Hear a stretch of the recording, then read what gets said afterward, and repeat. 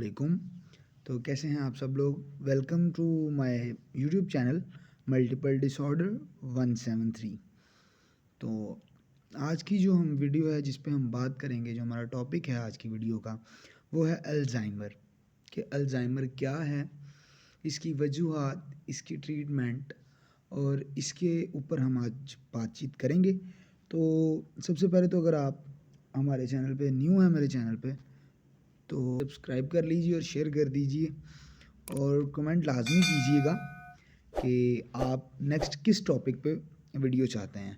तो चलें आज का हम अपना टॉपिक स्टार्ट करते हैं। तो सबसे पहले हम देखते हैं अल्जाइमर की डेफिनेशन।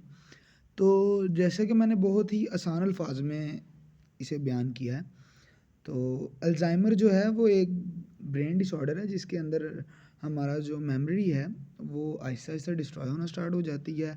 सोचने की सलाहियत, हमारी अपने टास्क, डेली जो आम रूटीन के टास्क हैं उन्हें कंप्लीट करने की सलाहियत बिल्कुल ख़त्म हो जाती है। और अल्जाइमर की जो ज़्यादातर वजूहात हैं, जो इसकी अलामात हैं, वो हमें लेटर लाइफ में, मतलब जो हमारे बुज़ुर्ग हैं उनमें ज़्यादा नज़र आती हैं। लेकिन ऐसा बिल्कुल भी नहीं है कि सिर्फ बुज़ुर्गों को ही हो।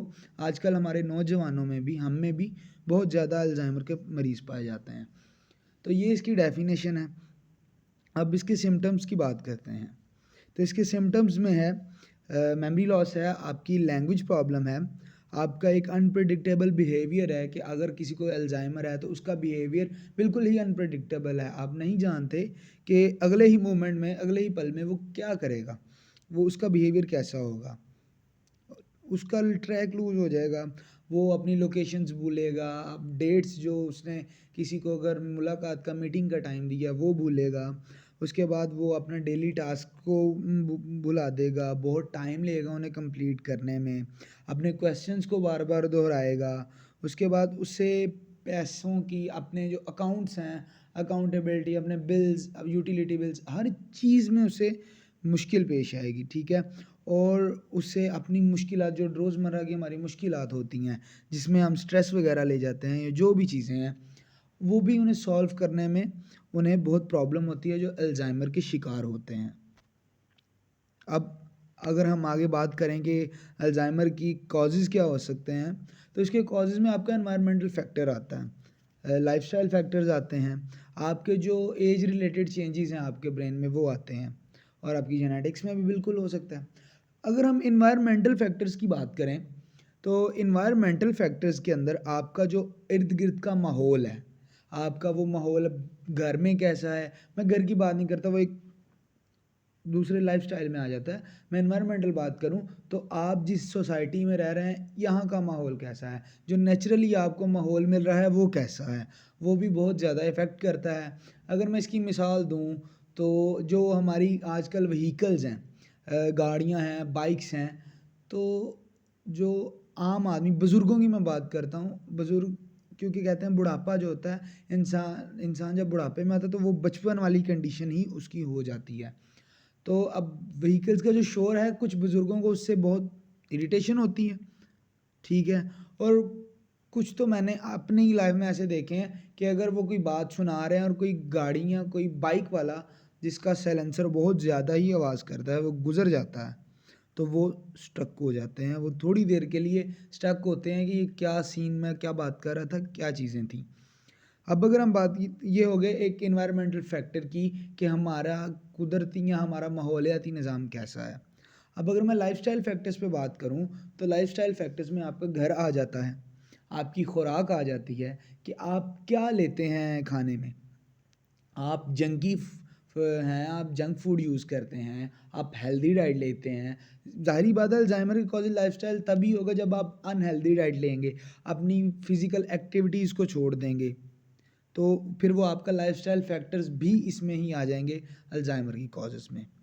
अब बात आती है कि combination of age related changes in brain, कि ब्रेन में ये एज रिलेटेड चेंजेस का कॉम्बिनेशन क्यों हो सकता है कॉज़? वो इसलिए कि यंगस्टर्स की अगर मैं बात करूँ, तो यंगस्टर्स जो हैं हमारे आजकल, मैं अगर गलत ना हूँ तो 90 से लेकर 25-6 की एज के राउंड अबाउट ज़्यादा लोग डिप्रेशन, एंग्जायटी, स्ट्रेस, रात को नींद ना आना, इस तरह की काफ़ी चीज़ों में, डेमेंशिया, अल्जाइमर, इस तरह की काफ़ी बीमारियों में मुब्तला हैं। साइकियाट्रिस्ट के पास जाते हैं, साइकोलॉजिस्ट के पास जाते हैं, मेडिसिन का इंटेक बहुत ज़्यादा करते हैं, जो कि मैं ये मानता हूँ कि मेडिसिन का ज़्यादा इंटेक जो है ड्रग्स का, वो आपके लिए मुज़र है। डॉक्टर की हिदायत के मुताबिक इस्तेमाल करें, डॉक्टर एडवाइस करता है वो यूज़ करें, लेकिन इन्हें एक्सेसिव ना करें। मेडिकेशन पे बात बजाएं, अगर इन डिप्रेशन का, इन सब का अगर है, साइकोलॉजिस्ट हमारे पास अवेलेबल हैं, तो आप बातचीत के ज़रिए अपना डिस्कस करें। तो बात यह है कि जो कम्बिनेशन है एज रिलेटेड चेंजेस का, वो ये है कि आपकी कोई फाइनेंशियल इशू है यंगस्टर्स को, मैं यंगस्टर्स की इसमें बात करूँगा, इसमें ज़्यादा यंगस्टर्स हैं, बूढ़े लोगों की, एल्डर्स की तरफ, ओल्ड एजेस की तरफ मैं बाद में आता हूँ। तो यंगस्टर्स को ये इशू हो गया, उसके बाद पढ़ाई की टेंशन, एग्ज़ाम्स हैं, मिड्स हैं, प्रॉफ्स हैं।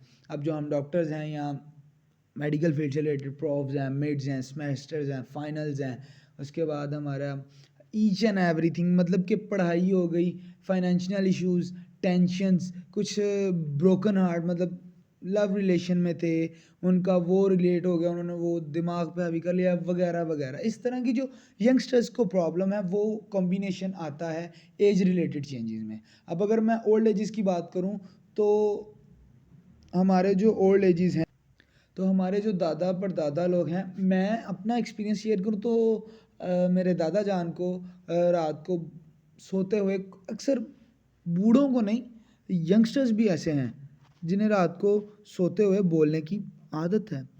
और बूढ़ों में जो हमारे ओल्ड एजेस हैं, उनमें जो मैंने देखा है, वो यही आता है कि उनकी जो पुरानी लाइफ गुजर चुकी है ना, आफ्टर 50s 60s बुढ़ापा, हमारे यहाँ 50s के बाद बुढ़ापा स्टार्ट हो जाता है, लेकिन जो आफ्टर 50s 60s एजीज वाले हैं, वो फिर अपनी रात को सोते हुए पुरानी सारी रूटीन में घूमते हैं।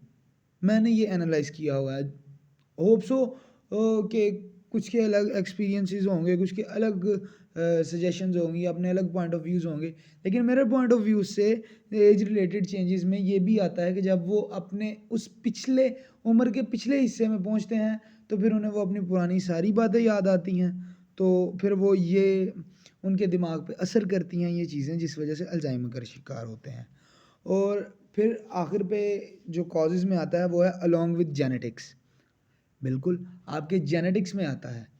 और ये जेनेटिक्स में कैसे आता है, अब मैंने इसे क्लासीफाई किया है, क्योंकि जो जेनेटिक्स हैं, हमारे जेनेटिक्स हमें वालिदैन से जो जीन्स मिलते हैं, उसमें ये कैसे आ सकता है।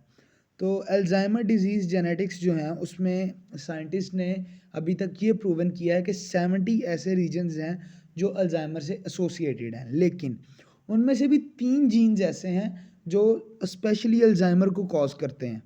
अल्जाइमर को कॉज करने की, जेनेटिक्स में उसे वेरी करने की सलाहियत रखते हैं।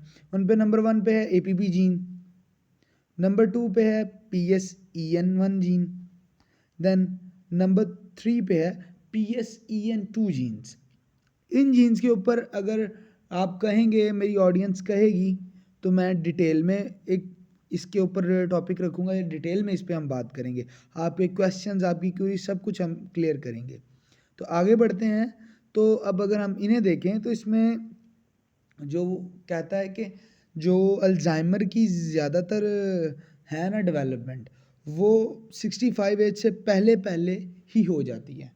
कभी कभी उससे भी ज़्यादा जल्दी, यानी 50s में, 45-50 में स्टार्ट हो जाती है, नहीं तो 65 की एज से पहले पहले अल्जाइमर की डिजीज़ इसमें कॉज होनी हो जाती है। और जो APP जीन है, वो क्यों इतना इम्पोर्टेंट है इस लिहाज से जी, तो जो APP जीन है, वो इसमें सबसे ज़्यादा होता है, क्योंकि जो लोग डाउन सिंड्रोम के साथ डेवलपमेंट हो रही होती है, जिन बच्चों की या जिन की, तो उनके अंदर जो APP जीन है, वो ज़्यादा होता है, ठीक है। और जो डाउन सिंड्रोम के साथ डेवलपमेंट कर रहे होते हैं, उनके अंदर इसका रिस्क ज़्यादा होता है कि अल्जाइमर जल्दी ही अर्लियर लाइफ में उनमें डेवलप हो जाता है। और people people living with down syndrome, वो लोग जो डाउन सिंड्रोम के साथ बढ़ रहे होते हैं, अल्जाइमर की सिम्टम्स उनमें 50s या 60s के मिड में आ जाती हैं, लेकिन इसके अंदर एक और जीन है जो APP जीन है, वो कैरी करता है एम्लॉयड प्रिकर्सर प्रोटीन। ये एक प्रोटीन होता है एम्लॉयड का, ठीक है, जो कि APP जीन कंटेन करता है। अब डाउन सिंड्रोम में क्या होता है कि हमारे 22 पेयर जो हमारे होते हैं क्रोमोसोम टोटल जो होते हैं वो नहीं बनते। इसमें क्रोमोसोम्स की जो है वो प्रोडक्शन लेस होती है, जिसकी वजह से APP जीन्स इसके अंदर एम्लॉयड प्रिकर्सर प्रोटीन बनाता है और वो ब्रेन के अंदर एक प्रोटीन का एक बीटा ब्लॉकेज बना देता है। जैसे कि यहाँ पे भी मेंशन है कि बिल्ड अप ऑफ बीटा एम्लॉयड प्लेक्यूस, ये एक प्लेक्यूस टाइप का एक ब्लॉकेज बना देता है, जिसकी वजह से हमारी मेमोरी लॉस या अल्जाइमर की कॉज करता है। और 50% फिर लोग ऐसे ही हैं जो डाउन सिंड्रोम के साथ अल्जाइमर की शिकायत करते हैं और 60s में उनकी जो है सिम्टम्स अल्जाइमर की वो आना स्टार्ट हो जाती हैं। अब अगर हम आगे चलें इसकी ट्रीटमेंट की अगर बात करें तो अल्जाइमर की ट्रीटमेंट के दो रास्ते हैं। फर्स्ट ऑफ ऑल मेडिकेशन, जिस पे हमारी यंगस्टर्स जो हैं या ऑल ओवर, यंगस्टर्स ही नहीं ऑल ओवर लोग मेडिकेशंस पे बहुत ज़्यादा जाते हैं। और जो साइकोथेरापी है दूसरे नंबर पे, यानी साइकोलॉजिस्ट के पास जाना, बातचीत करना, तो उसके ऊपर बिल्कुल भी तवज्जो नहीं दी जाती। जबकि साइकोथेरेपी जो है अल्जाइमर, डायमेंशिया, स्ट्रेस, डिप्रेशन, एंजाइटी, इस तरह के जो भी आपके इमोशनली कह लें डिजीज़ हैं, उसके मतलब साइकोलॉजी इज़ बेस्ट सोल्यूशन।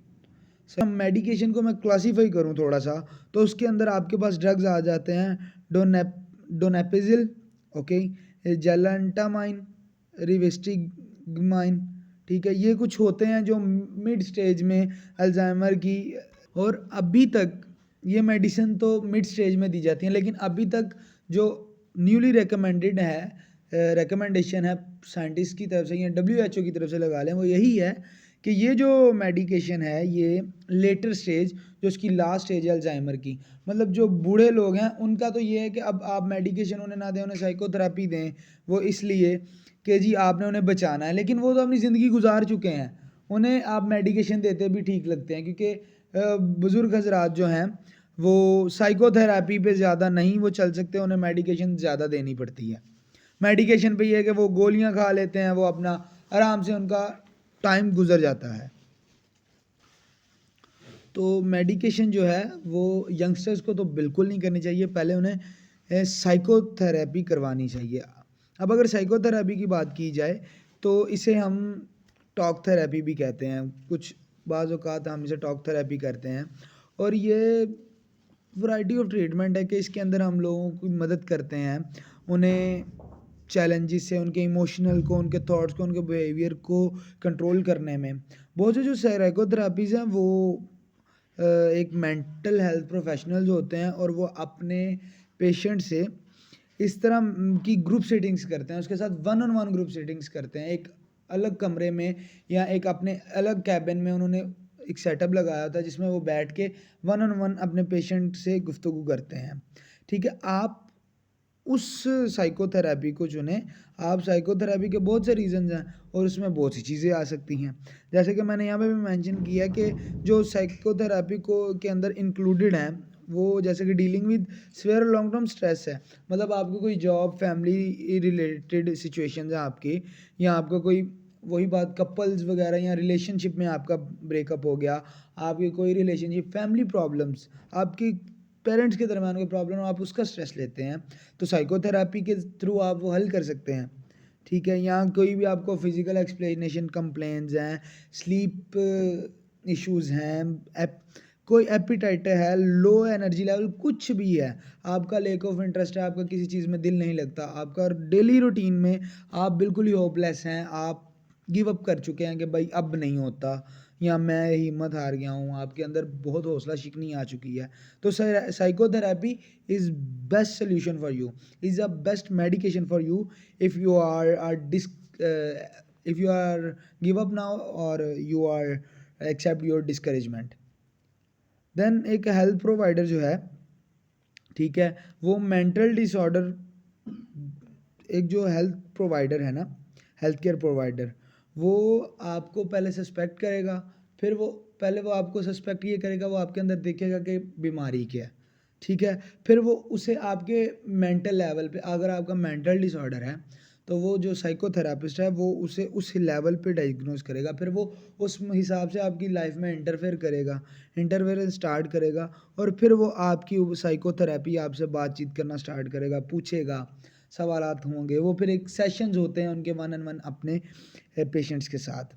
ठीक है। फिर वो जो इसमें है अपनी फैमिली मेंबर, चाइल्ड, कुछ भी है, आप अब एक फैमिली पे है कि अगर उनका बच्चा इस तरह की स्ट्रेस में है या इस तरह की कंडीशंस में है, तो वो फैमिली ही पे है कि वो उसे सपोर्ट करें, उसकी हेल्प करें, उससे वो सेशंस जब हों उसके बाद उससे बातचीत करें, और इसके अंदर उसकी जो मेंटल हेल्थ है उस पर अच्छा असर पड़ेगा। और ये सिर्फ बच्चों के लिए ही नहीं, अगर आपके बुजुर्ग भी घर में हैं और वो अल्जाइमर या इस तरह की किसी कंडीशन का शिकार है, तो आप उनके पास बैठें, उन्हें सुने, उनसे बातचीत करें। एक बातचीत के थ्रू बहुत से मामला हल जो हो जाते हैं। हम यंगस्टर्स जो हैं बहुत ही रैपिडली जो है वो, या क्विकली कह लें कि मेडिकेशन के ऊपर जाते हैं कि अब ये हो गया मेडिकेशन ले लो, ये हो गया ड्रिप्स लगवा लो, ये हो गया ये कर लो वो कर लो। लेकिन ज़्यादा यूज़ ऑफ मेडिकेशन भी जो है हमारे इंटरनल ऑर्गन्स को डैमेज करती है। देन लास्ट पे मैंने कुछ ऐड किया है कि आप इजीली देख सकते हैं कि जो हमने कहा था बिल्डअप ऑफ बीटा एम्लॉयड फ्रीक्वेंसीज, अब अल्जाइमर डिजीज़ वाला जो ब्रेन है आप वो देख सकते हैं। ये देखें, मैं अगर मार्क करूं तो अब आप ये देखें, ये जो येलोइश हैं ये वही एम्लॉयड प्रोटीन के फ्रीक्वेंस बने हुए हैं। ठीक है। और इधर आपका जो हेल्दी ब्रेन है वो बिल्कुल क्लियर है। तो इस तरह की कुछ सिचुएशन होती है आपके अल्जाइमर कैरिंग ब्रेन में और हेल्दी ब्रेन के दरमियान जो डिफरेंस होता है। आपके अल्जाइमर कैरिंग जो ब्रेन है उसके अंदर ये सिचुएशन होती है। देन लास्ट पे अगर हम बात करें तो जो genetics risk factor of Alzheimer disease, अब ये चार्ट इसलिए है कि आपको पता लग सके कि आपके जो वेरियस डेली रूटीन्स, आपकी मॉडिफाइबल रिस्क फैक्टर्स हैं वो क्या हैं, जेनेटिक रिस्क फैक्टर्स क्या हैं, कितने कितने परसेंट वो आपके डिपेंड करता है अल्जाइमर डिजीज़ की कॉजेज़ में।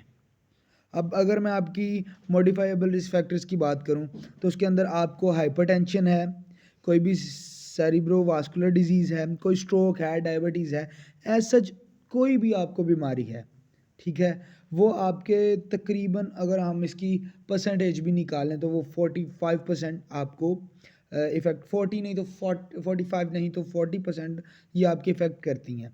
लेकिन जो मेन है वो आपकी जेनेटिक्स हैं। आपका जो APP PSEN1 है, PSEN2 जीन्स हैं, आपके जो जितने जीन्स यहाँ पे मेंशन्स हैं ज़्यादा ये आपको इफ़ेक्ट करता है, क्योंकि जितना जेनेटिक्स में आपके ये शामिल होगी चीज़ें। आप डाउन सिंड्रोम के साथ हैं, क्लाइनफेल्टर सिंड्रोम, किसी भी सिंड्रोम के साथ अगर बच्चा डेवलप में हो रहा है, बच्चे के अंदर डेवलपमेंट हो रही है, तो फिर वो उस हिसाब से बीमारी उसके अंदर आएगी। तो जेनेटिक्स का ज़्यादा रोल है। आपकी एज का, आपके मॉडिफाइबल रिस्क फैक्टर्स जो हैं उनका इतना ज़्यादा कॉन्सेप्ट नहीं है। इसका बिल्कुल मतलब नहीं कि कॉन्सेप्ट उनका आप ख़त्म कर देंगे जी ये तो कोई नहीं, हमने अपनी ब्लड प्रेशर नहीं कंट्रोल करना, शुगर लेवल नहीं कंट्रोल करना, कोई और बीमारी नहीं है, स्ट्रोक है तो उसे नहीं देखना, हमने अपना मोटापा कम नहीं करना, हाइपर कोलेस्ट्रोलिज्मीमिया है हमारा, कोलेस्ट्रॉल का मसला है उसे नहीं, बस जेनेटिक्स में है। नहीं, बिल्कुल भी नहीं।